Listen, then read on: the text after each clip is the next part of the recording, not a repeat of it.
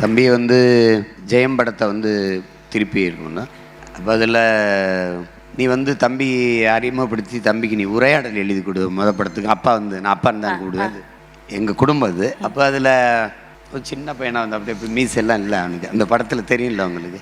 சரிப்பான்னு எழுதினோம்.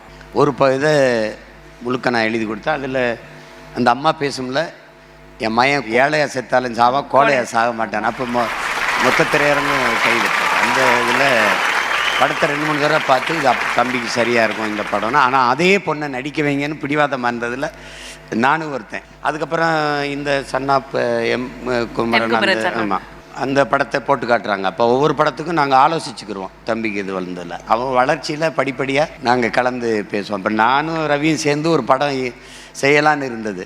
அப்போ அது சரியாக வரலை. அப்போ அதுக்கப்புறம் ஒவ்வொரு தடவையும் ராஜா ரவி வச்சு எடுக்கிற படங்கள்லாம் அது தனி வருவம்லாம் எனக்கு ரொம்ப பிடிச்சது. அப்பப்போ அழைச்சி பாராட்டிக்கிறோம், பேசிக்கிடுவோம். அண்ணன் எனக்கு சொன்ன ஒரு டயலாக் தான் இப்போது ஞாபகம் வருது. எல்லாருக்கும் அது பொருந்தும்னு நினைக்கிறேன். அவர் எழுதின அந்த டயலாக் முதல் படத்தில் என் கடைசி படம் வரைக்கும், கடைசி லைஃப் முடிகிற வரைக்கும் ஏழையாக கூட சாவலாம், கோழையாக மட்டும் சாகக்கூடாதுன்றது தான்